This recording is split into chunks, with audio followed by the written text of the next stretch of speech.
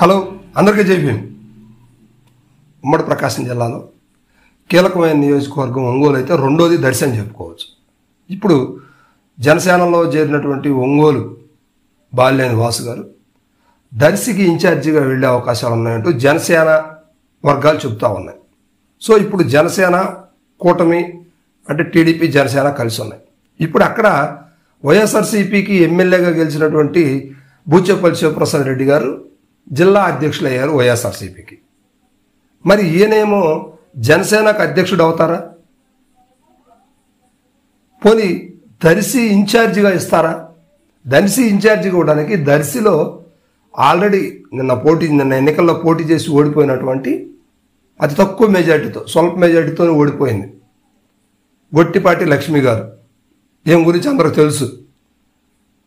ఒక సాధారణ మహిళగా వచ్చేసి ఇవాళ దర్శిలో పాతుకుపోయిన పరిస్థితులు, దర్శి పరిస్థితులను పూర్తిగా అవగాహన చేసుకొని దర్శిని ఒక రకంగా ఏకచక్రాధిపత్యంగా ఏలుతున్నటువంటి మహిళ.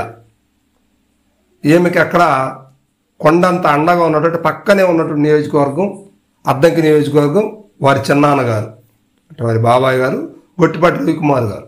ఈయన అప్పుడు కూటమి ప్రభుత్వంలో మంత్రిగా ఉన్నారు. సో ఇప్పుడు ఆమె అక్కడ పెత్తనం ఒక రకంగా అద్దంకి ప్రాంతానికి కూడా కొంతవరకు ఆమె పెత్తనమే నడుస్తుందని చెప్పవచ్చు. సో ఇలాంటి పరిస్థితుల్లో వాసు గారిని తీసుకెళ్లి జనసేన పార్టీ తరఫున దర్శిలో పెడితే అక్కడ కార్యకర్తలు కానీ అక్కడ పరిస్థితులు కానీ ఎలా ఉంటాయి? ఇక్కడ ముగ్గురే ప్రకాశం జిల్లా అధ్యక్షులుగా ఎన్నికైనటువంటి బూచేపల్లి శివప్రసాద్ రెడ్డి గారు దర్శిలోనే ఉన్నారు. సొంత ఆంధ్రప్రదేశ్ మంత్రి గారి అన్నగారి కుమార్తె మరియు మంచి పేరున్నటువంటి మహిళ డాక్టర్ ఆమె. నిన్న వైఎస్ఆర్సీపీని గడగడలాడించి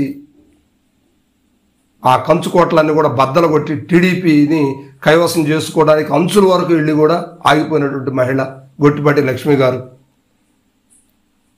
కాంగ్రెస్ పార్టీలో నాయకత్వం చేసి వైఎస్ఆర్సీపీలో రాష్ట్ర నాయకత్వం చేసి 2 సార్లు మంత్రిగా చేసినటువంటి వ్యక్తి ఈరోజు ఆయన కూడా జనసేన తరఫున దర్శికి వెళ్ళే పరిస్థితి. ఇప్పుడు ఈ ముగ్గురు అక్కడ ఎంతవరకు నిలబడగలుగుతారు, ఎంతవరకు పట్టు సాధించగలరు? బూచేపల్లి గారు అంటే ఆల్రెడీ అక్కడ పాతుకుపోయినారు. వాళ్ళ నాన్నగారు ఎమ్మెల్యేగా పనిచేశారు. ఆయన గతంలో ఒకసారి ఎమ్మెల్యేగా పనిచేశారు, మధ్యలో ఓడిపోయారు, మళ్ళీ ఇప్పుడు గెలిచారు. సో వారి తల్లిగారు అయినటువంటి బూచేపల్లి వెంకయ్యమ్మ గారు కూడా జిల్లా పరిషత్ చైర్మన్ గాను, ఎంపీపీ గాను, జడ్పీటీసీ గాను చేసిన పరిస్థితులు. సో ఆయన స్థానికుడు, ఆయనకి బలంగానే ఉంది.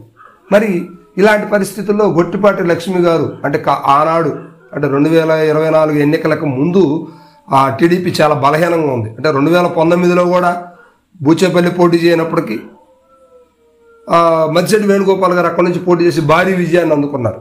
అంటే ఒక రకంగా వైఎస్ఆర్సీపీ అక్కడ బలంగా ఉంది. అలాంటి కోటలో ఏమో పాగా వేసి ఆ టీడీపీకి ఎనలేని బలాన్ని తీసుకొచ్చినటువంటి మహిళ గొట్టిపాటి లక్ష్మి గారు. ఒక రకంగా గొట్టిపాటి లక్ష్మి అంటాం కంటే ఝాన్సీ లక్ష్మి గారు అంటాం మేలన్న పరిస్థితికి ఆమె అంత స్థాయిలో అక్కడ ఎగబాకిందని చెప్పుకోవచ్చు.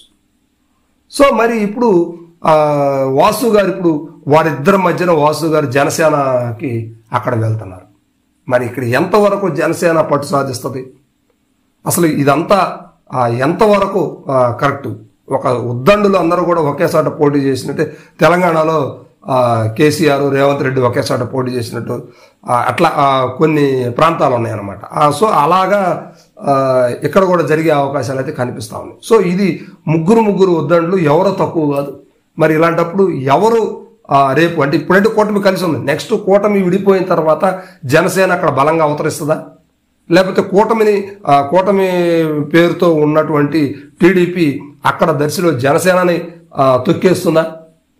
లేకపోతే వీళ్ళిద్దరు మరలా కలిసి వైఎస్ఆర్సీపీని తొక్కేస్తారా? లేకపోతే వైఎస్ఆర్సీపీ బలమే వీరిద్దరిని అంతం చేస్తుందా అనేది మాత్రం ఇప్పుడు జనాల్లో చర్చనీయాంశంగా మారింది. కానీ ఇన్ని వర్గాల మధ్య దర్శి ప్రజలు కొంచెం డిస్టర్బెన్స్గానే ఉన్నారు. సో ఎందుకంటే దర్శి భౌగోళిక స్వరూపం చూస్తే కనుక అక్కడ అభివృద్ధి అయితే ఏమీ లేదు, కానీ రాజకీయం మాత్రం భయంకరమైన రాజకీయం నడుస్తూ ఉంటుంది.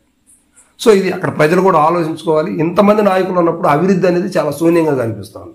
అభివృద్ధి ఉంటే రాజకీయం ఎంత చేసినటువంటి పరిస్థితులు అయితే ఇబ్బంది ఏమన్నా. సో ఇది ముగ్గురు ఉద్దండులు పరిస్థితి దర్శిలో.